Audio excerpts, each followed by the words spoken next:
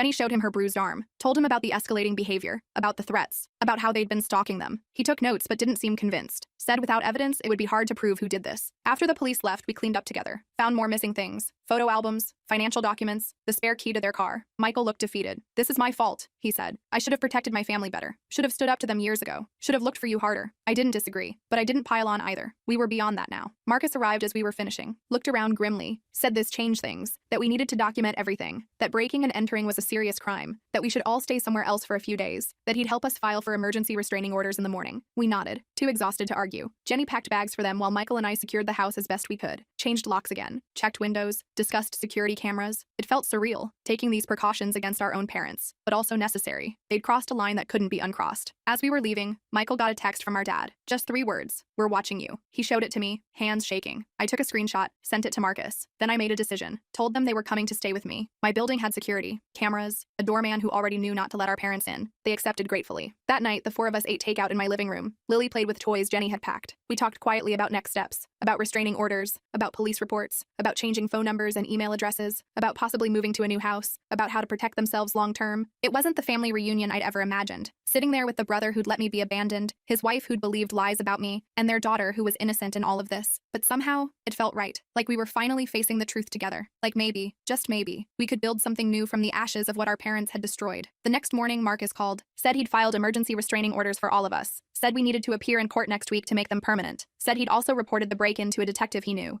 who was taking it more seriously than the responding officers had, said we should all stay together until this was resolved. I agreed, called my assistant, told her I'd be working from home indefinitely, family emergency. She understood, rearranged my schedule. I set up a workspace in my guest room for Michael, who also needed to work remotely. Jenny and Lily took over my living room, building pillow forts and watching cartoons. It was strange having people in my space. I'd lived alone for years, liked my quiet routines, my clean counters, my empty sink, but there was something comforting about the noise too, about Lily's laughter, about Jenny's quiet humming as she folded laundry, about Michael's typing from the other room. It felt like family. Not the family that had abandoned me, but maybe the family we could become. That afternoon, my doorman called up, said there was a delivery, flowers. I told him to check the card before sending them up. He read it to me. "We know where you all are. This isn't over." I told him to refuse the delivery, call the police if the delivery person wouldn't take them back. Then I called Marcus again. He said he'd add this to our case file, that it strengthened our request for restraining orders, that we were doing everything right. I didn't tell Michael or Jenny about the flowers. They were stressed enough. Instead, I ordered extra groceries, made dinner for everyone, played with Lily, tried to create some normalcy in this bizarre situation. But that night, after everyone was asleep, I sat alone in my kitchen and finally let myself feel everything. The fear, the anger, the grief, the strange hope. I cried silently into a dish towel so no one would hear me. In the morning, Jenny found me making coffee, asked if I was okay. I lied, said yes. She didn't believe me. Sat down at the counter. "It's okay not to be okay, Emma.